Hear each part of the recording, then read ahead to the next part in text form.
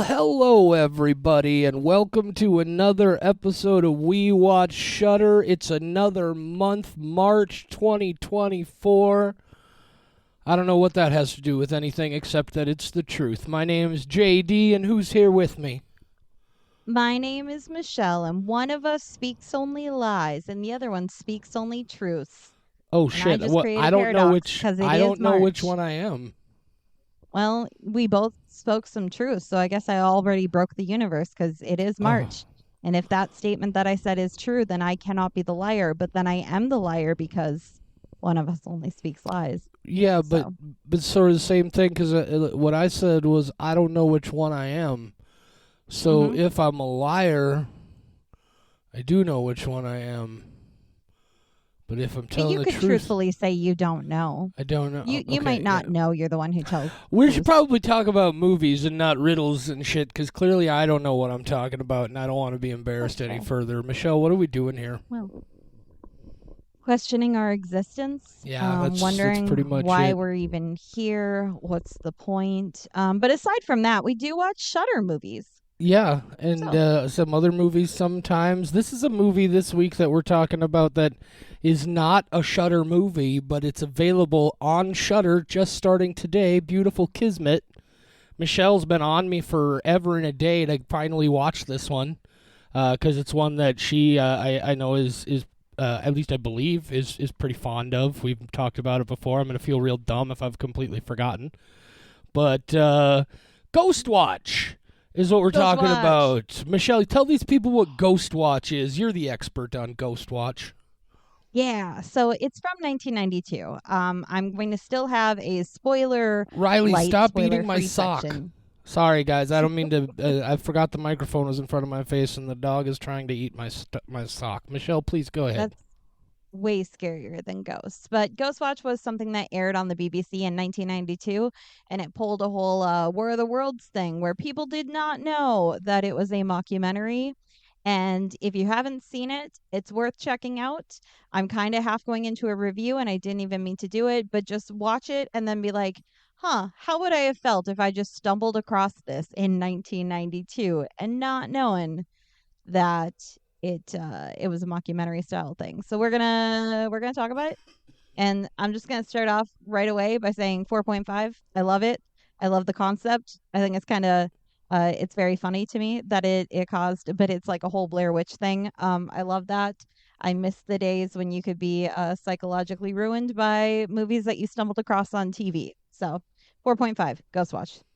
Ghostwatch, yeah, it's a very early, definitely an early example of mockumentary slash found footage horror. This isn't so much found footage as it is live as it happens footage. But I definitely want to talk about this more. We'll talk about it as a movie, but I really want to talk about Hmm. that cultural impact sort of thing. Because this aired the one time in the UK, and then they were never allowed to broadcast it again, which I think is interesting in some ways, and that people would expect, but also is interesting in ways that I don't know if it's just a matter of being 43 in 2024 when I saw it versus maybe being 12 years old in 1992. We'll talk about it more. Here's what I will tell you. It's ridiculous that this movie it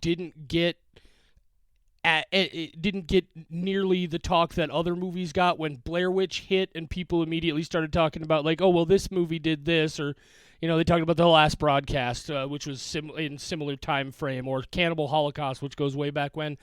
I don't remember even hearing about this until just a couple of years ago. Paranormal Activity stole about half of everything it does from this movie. This movie, for its time and for what it was trying to do, is incredibly effective, really, really impressively well done. I am also going 4.5 on this one. I love this. Nice. Awesome. I'm so glad you finally got to see it. And I got so excited when you said that we would be doing it for the podcast. I was having a very bad day. I'd cried twice already, and I was like, oh, finally, something to live Oh, for. So I'm Ghostwatch. happy. Ghostwatch. Ghostwatch is the thing that keeps me going. Without further ado, should we just get into spoilers? Because it's Yeah, from 1992. There's yeah, not it's like from if you like, haven't seen it, it's on Shutter. Go check it out. yeah, It's also on it's that Internet Archive site that the yep, government like that's where puts I all the. watched it actually. Yeah. That's where I I watched it before it hit Shutter. So we'll talk you about can that find as it. well. But yeah, I would strongly recommend you go check this one out before we get all spoilery on it.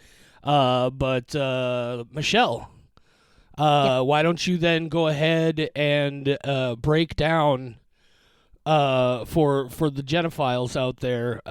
Genophile is probably not the word I want to use. For the people who They don't. love being young. I just like no, they love Jenna. They love being Jennas. We all love Jenna. Man, Okay, I will do a summary summarize for the people who movie, didn't please. watch it. Wow, I see what just happened here is I have to stop picking on Jenna. It's not fair anymore because I can't Oh. keep my own head straight. It's dumb. I say things like Genophiles, and then I'm what the fuck? And now I said it again. Michelle, don't stop me. I'm getting her a shirt that says that for her birthday now for sure. Hashtag Genophile. Okay, so this was it appeared to be a BBC broadcast where they were very they were very British about it, which I love. But they're like, hey, there's this family and they're being terrorized and it's Halloween, so we're just gonna do a live broadcast from the house and see if anything happens. And they approach it very well in the case of like, well, we're not saying that things won't happen, but they're not outright making fun of it. It felt very realistic to this type of special. It's the type of special that I would watch whether or not things actually happened. So as they are watching, there is Dr. Lynn Pascal in the studio, and she is helping field questions and phone calls that come in from viewers. And as things are happening in the house, they start getting more and more phone calls from viewers saying that weird things are happening at their own homes. And I think that really sells it, and we will get into that as well. And at the end, shit gets crazy. Michael Parkinson is the presenter. He's alone. Now he's saying weird poetic shit. The end.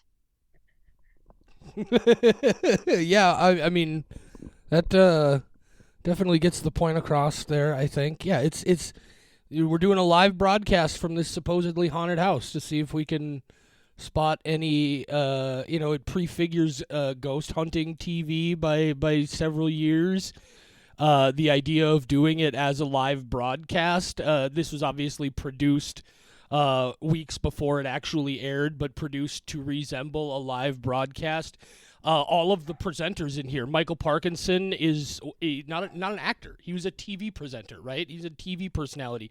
Sarah, the reporter who's out at the house, she's a legitimate TV presenter and personality, right? So all of those people were part of convincing the audience that this is real, right? These are people they would have known. It'd be like, oh, we're gonna watch a TV thing with I don't even know who's on the news anymore. In my day, it would have been like Dan Rather and Tom Brokaw or whatever. Walter But Cronkite. yeah, it's that sort of thing. Just what the first thing I and we talked about this just a moment ago. The first thing about this that just gets me is I can remember when the Blair Witch Project hit. Right, like it was a massive thing. I was 19 years old. I was the perfect age, the perfect audience for it. It was an incredible phenomenon. And I remember how everybody was talking about how it's, this brand new thing nobody's ever done before. And then, of course, you had the pedants who all had to come in and be like, well, actually, Cannibal Holocaust 19... or they talked about this movie called The Last Broadcast, which I believe you've seen. We've talked about it before. Mm-hmm. Was it technically the first? No. Was it the one that broke through the concept to the massive audiences? Yes, it was. But what amazes me is I don't remember at that time ever hearing this. My first awareness of hearing about a thing from the BBC called Ghostwatch is about 3 years ago. I think. Even through the entire wave of found footage movies that we've been through now, I didn't know this existed until we watched that found footage phenomenon documentary for the show early on Mm-hmm. in our run. And it blows me away that this wasn't part of the active conversation, because this did so many things that you've seen other found footage movies do since then, 10, 15, 20 years before it baffles me that I did not know about this until just recently. When did you first become aware of Ghostwatch, and how, like, when did you first see it?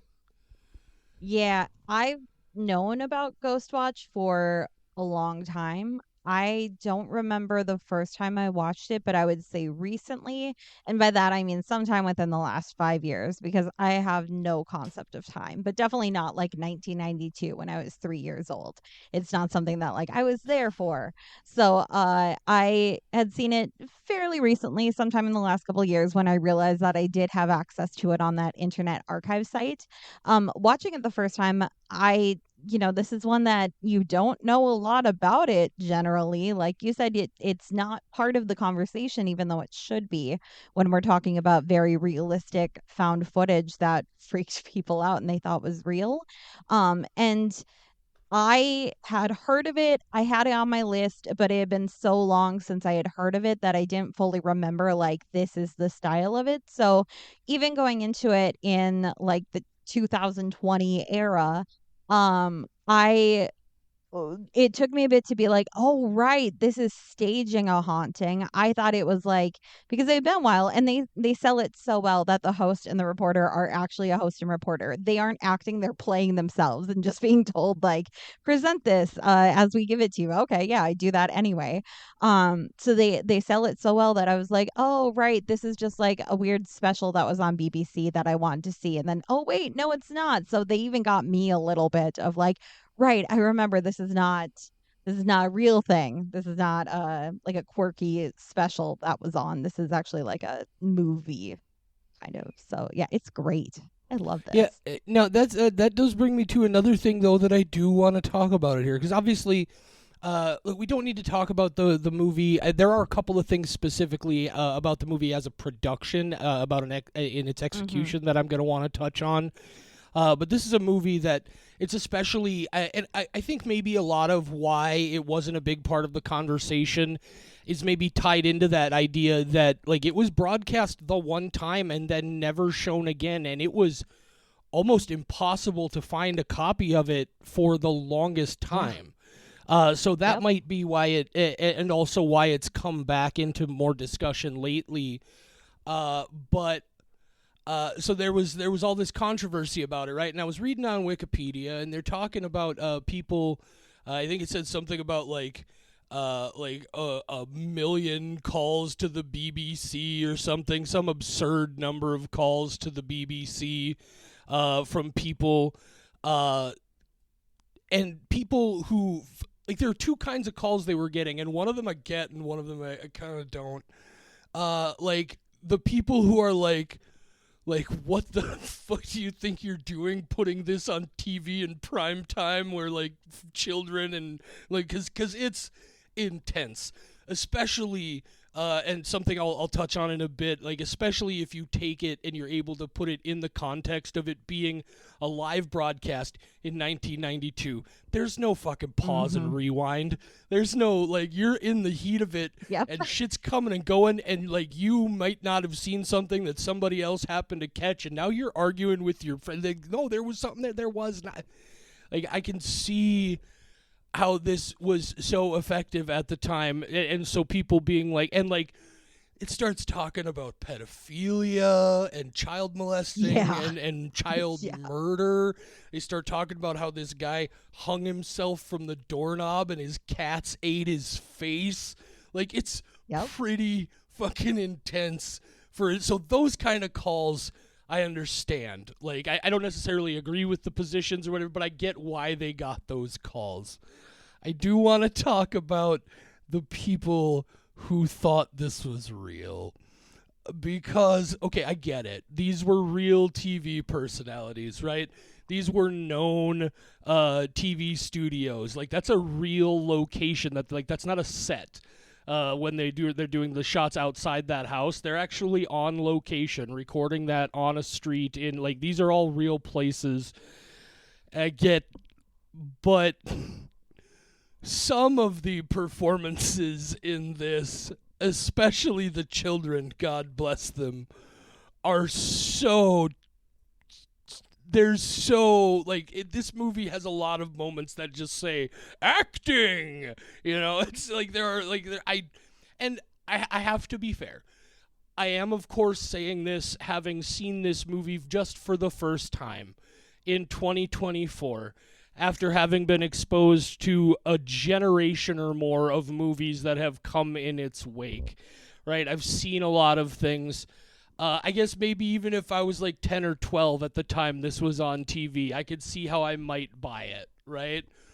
But I was thinking a lot about that and how I had heard like, oh man, like this is like Orson Welles' War of the Worlds, right? Like people thought it was a real thing going on, and I'm just sitting there a lot of the time going like, really? Really? And this, you guys, this, but so that part of it.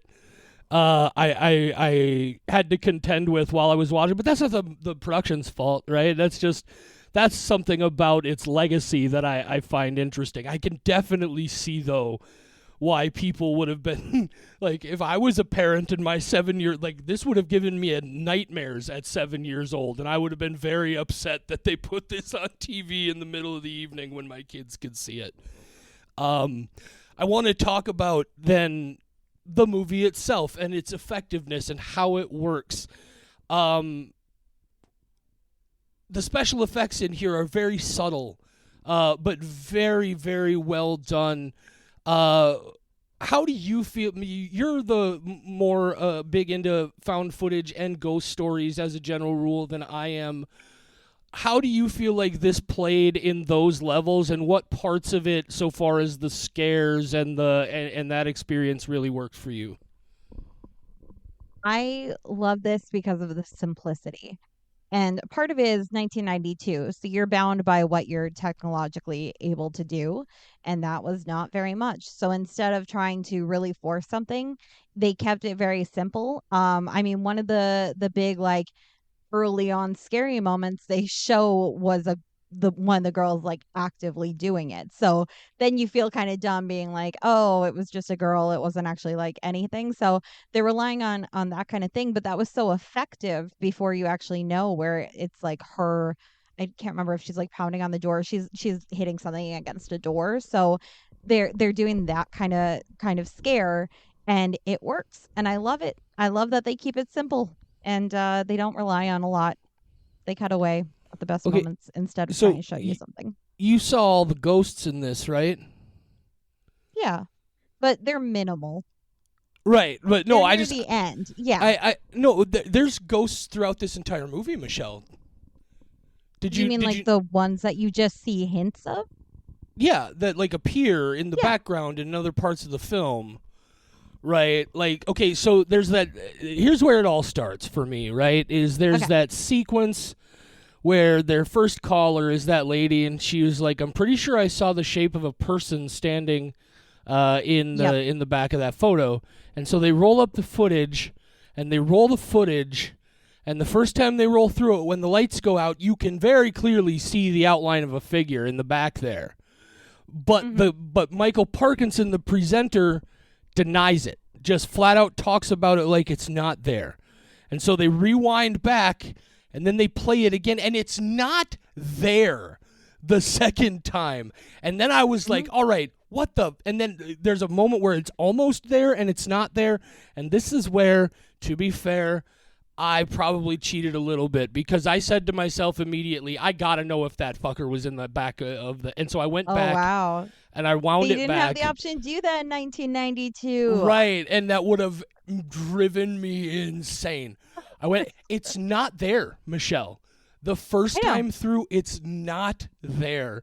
And then they show it Yep. to you, and then it's not there again, and it comes and goes in brief flashes. in that way that, again, if you put yourself in the mentality of just people watching this at home, not able to do what I was able to do, like, I could just imagine, like, even if you knew this was just a movie, right? Like, this would have been so much fun. I love the, like, when they're listening to the recording of the demon voice coming out of the girl's body, and you just very vaguely see the apparition appeal behind the doctor, whatever her name was, and then fade back out. There are moments where they whip pan past a door or a window and there's nothing there, and then they pan back and there's a flash of it, and then they pan back again and it's not there. It's such incredible use of things that we were all told we didn't see for, like, this is all part of why it blows me away that this is just recently getting talked about so much. It is so effective. Like, it looked at what was available to it as a fake video production in 1992, and it did so many things that you've seen so many other movies do now, and it did them every bit as well, if not better, than most of them have ever done it. It's really impressive when you're able to take it in its original context. It's funny because I think you and I are doing what people at home would have felt, where, like, I don't remember a part where they whipped past a doorway and there was a figure there and I didn't see that. So there would have been people at home sitting there being like, "Did you see that?" And then they whip back Yes. and there's nothing. Right. And that's Yes. great. But It's even if you were watching genius. this, yeah, even if you were watching this alone, they do that with the phone calls. And that, I think, without the phone calls, this would not have been as effective. But then you're kind of thinking, am I along with these other people watching this? Am I going to start having things happen at my Yes. house watching That this was- broadcast? And that starts, like, before anything is, like, actually popping off in the house. And so you start, like, you might even be manifesting sounds in your own home, freaking yourself out so effectively. Also, it's the early 90s. Houses are fucking loud for no reason. They go creaky cracky all the time because we didn't know how to build proper infrastructure or something. Like, houses from, like, the 90s and earlier. My house is 80s and it's still, like, sometimes there's a sound. I'm like, it's definitely a demon, but no, it's just an older house. Like, Yeah, that's so genius. so brilliantly written and just conceived, because you're right, those people who are under the impression that, like, you just think about it in those layers, right? These people are under the impression that this is some sort of live broadcast of a thing that's actually happening. Now they've had those moments where they're arguing with each other about whether or not they saw something or not. Now all of a sudden you see they're getting phone calls, which would be happening on a live show like this, and some of those people are saying they saw something and others are saying they're not. Like, the way this very cleverly designed itself to manipulate the television broadcast audience using techniques available to it, it's just absolutely genius. Now, I will say that for my tastes, I feel like it jumped the shark a little bit in the third act with the whole, like, oh no, it's actually like a demon ritual for pipes to take over the entire world. And it gets all crazy with like wind blowing in the studio and shit. It got a little overboard for me. I was hoping the big climax would have more specifically to do with, like, maybe eventually actually seeing the ghost, something happening in the house between the ghost and the children, and the mother, or even the reporters. Something along those lines. So just from a storytelling perspective for me, I thought the end was a little too much. But just overall incredibly effective, really well done. I agree with the ending. But I also think that it's probably good that they did it because all those people up to that point believing that this is 100% real might have needed that moment to be like, oh, Oh, yeah, sure. this was a little too ridiculous. And then they roll credits. So I think at the time that probably was the way to go. I would have actually loved this if they're just like, well, we're out of time. Sorry, everybody. And then turned off the broadcast because I think that would have been the scariest ending if they were trying to freak people out. And speaking of freaking people out, I famously do not have a long list of movies that scare me anymore. Growing up, yeah, sure, but at this point, like, not a lot of stuff shakes me. Uh, that beginning part with the window and the figure, and she's pointing out there's a man standing there. Something about that got under my skin watching this last night. Even though I'm like, I know this is fake, I've seen this before. It's not like anything particularly special in what they're showing, but just the illusion that I am seeing something that nobody else is seeing. Oh, it creeped me out pretty Yeah. well. Yeah. It actually like got where I was like, oh, do I have to turn the lights on? I don't like this feeling right now. How on earth is this moment the one that's gonna freak me out? Also, I you mentioned the kids earlier. I don't usually like child acting, and I actually enjoy them in this. It Okay. felt kind of overacting, but to me, it felt like kids actively being a little more out there because there's a camera and there's parts where they're like, well, now I'm sleepy and I need to go to bed. And it's like, yeah, that's the kid being like, I'm over this whole thing. But then at other parts, it's like, even if freaky shit's going on, they're like, oh, there's a camera here. I have to like do a silly dance because that's what kids do. So like it actually felt pretty authentic to me how the children acted because I'm like, well, kids are gonna be weirdos whenever there's a camera. It's like kids and dogs. You pull out a camera and they're just like, how do I act? Not normal. You're not. You are not wrong. Yeah. But no, this really, I do want to let everybody in on a hilarious story. At least I thought it was hilarious. That relates to the fact that I got to that sequence with the video with the shadow appearing and disappearing in the back, and I was like, I gotta go back and see if it was there, and I just didn't notice it. As I was doing that, now my brain is just like, oh, you got to keep an eye on everything, right? You got to keep an eye on everything. And what had happened is at some point in there, I forgot that part of the whole gimmick of this was that it was a live ghost hunting broadcast on Halloween. Hmm. And so when they first go outside the house, there's like a crowd of observers. And then right in the middle of them, way in the back, there's like a kid in a weird like pointy hat and like witch mask or something. But it's like way in the back off in the distance. And I just became obsessed with this person in the witch mask and the pointy hat. I'm like, what the fuck is... And then like there was this gradual progression of shots where it got closer and closer, and I was like, what's about to happen here? And then they were like, they reminded you at some point in the dialogue that it was going on Halloween, and then the kid in the mask and the pointy hat is just then in the movie at the like towards the very end with a kid in a devil costume, and man, did I feel dumb.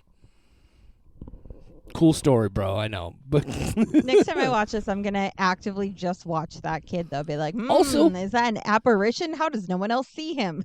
I did not know that Dave Lister from Red Dwarf was in this. Have you seen Red Dwarf, Michelle? I don't think I've heard of that. Red Dwarf I is immediately went to it's a IMDb. British a sci-fi TV show.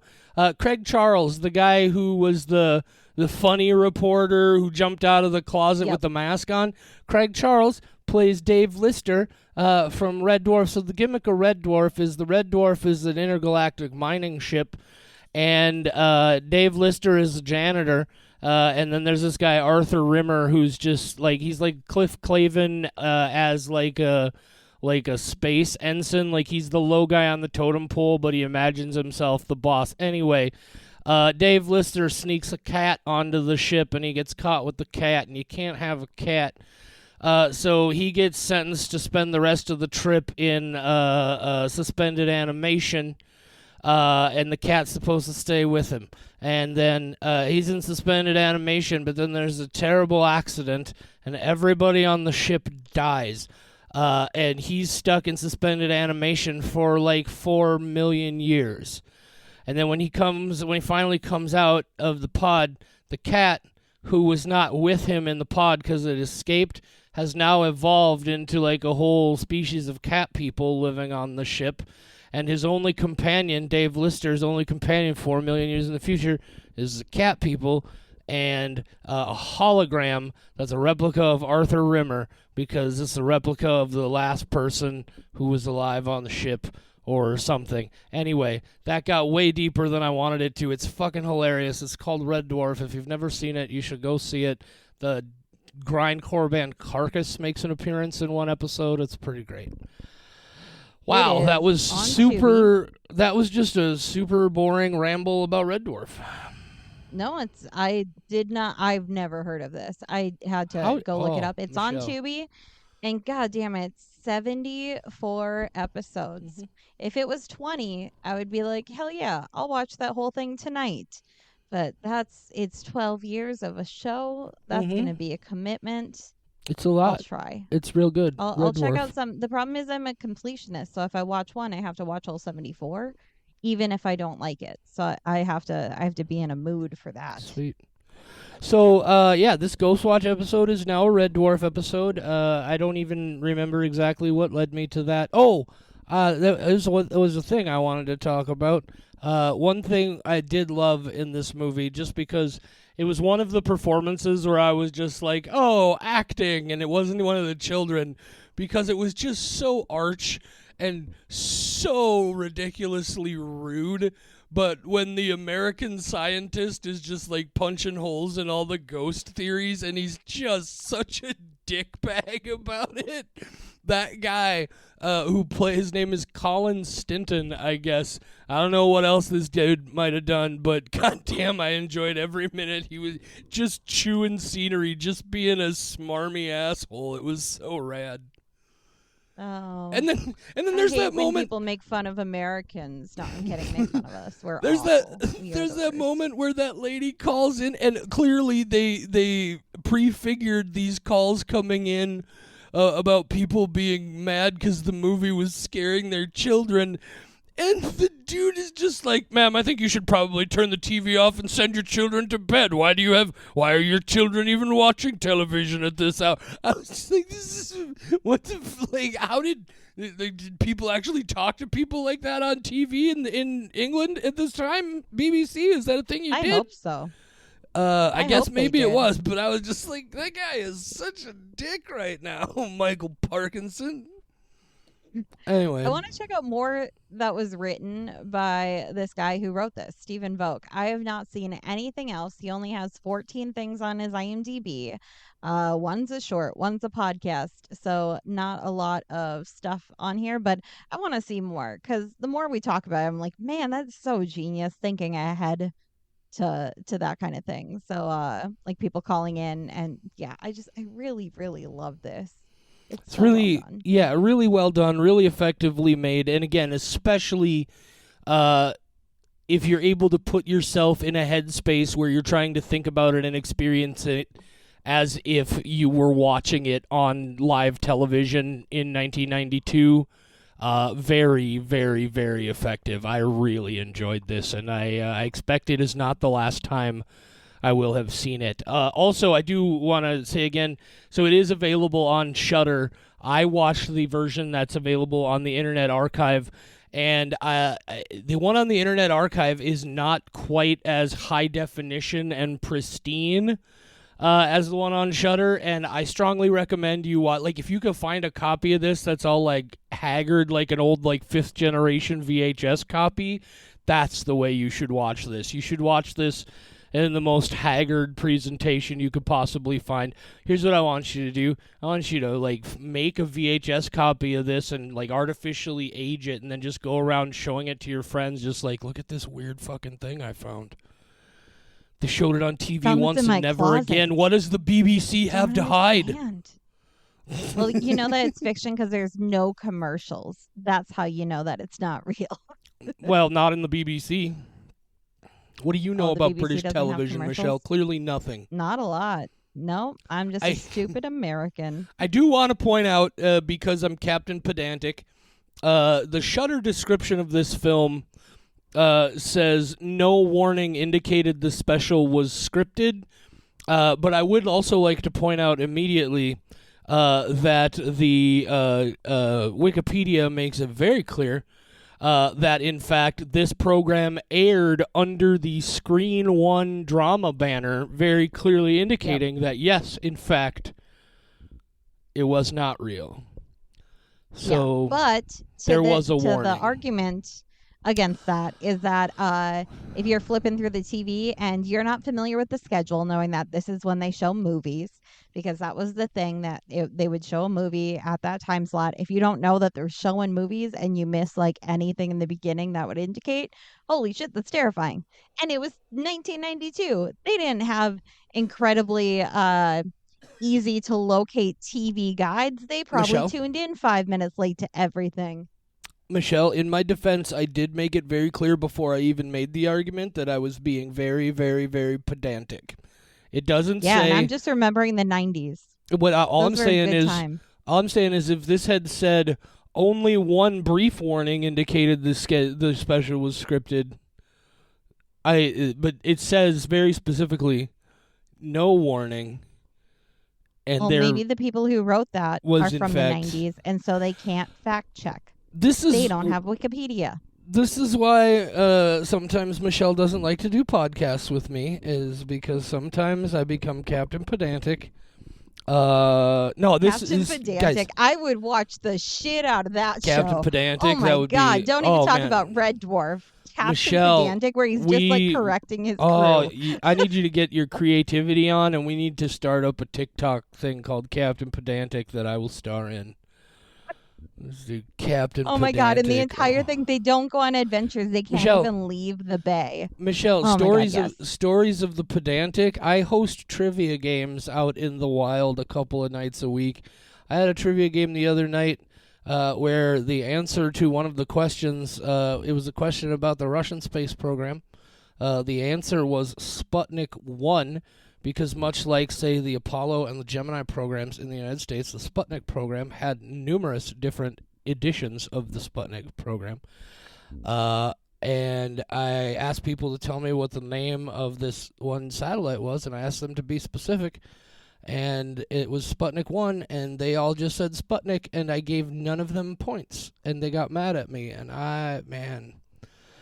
This is why I don't do trivia anymore. because I'm a pedant? Either hosting or attending. No, when I hosted trivia, I was like, well, you're wrong. But also, I don't attend trivia because I'm always wrong. I just hate trivia. And now I imagine what's happening is people are like, wow, not only does JD tell really dumb, boring stories about things that he thinks are funny, he thinks those things are funny. I think it's funny. Michelle, I'm digging a hole. Help me. Yeah. Well, should we just call it good? We gotta I don't know. record another episode. Go tonight. watch Ghostwatch, guys. We got a bunch of Yeah. episodes coming up this month. I believe we got 6 episodes planned, and we're coming up on 200 episodes, coming up on 2 years of the podcast. Man, it's pretty great. Want to say big shout out to Sam for picking up that shirt from the TeePublic. If you would like a We Watch Shudder shirt, we got a TeePublic. You can find a link for it on our things. Yeah. Michelle, I don't know like what's a happening. carton of eggs. Go to the don't- grocery store and buy one. I don't know what's happening in my brain right now, but I'm having real sort of like hitches. Well, we could just call it good then. Do you have anything else to say? Shit just got real weird. I don't know why. Except for good night, JD. I started telling all those stories about being pedantic, and then I was like, oh, wow, these stories are going on way too long, and they're way too boring, and nobody thinks this is interesting but you just can't stop, and now you're doing it again. I love inner monologues. Yeah, but your inner monologue is supposed to stay inner, Michelle. That's why they call it an inner monologue. When it comes out like this, that's problems. It's been a while since we had a therapy episode. I think we're overdue. Oh, God. Say goodnight, Michelle. Good night, Michelle.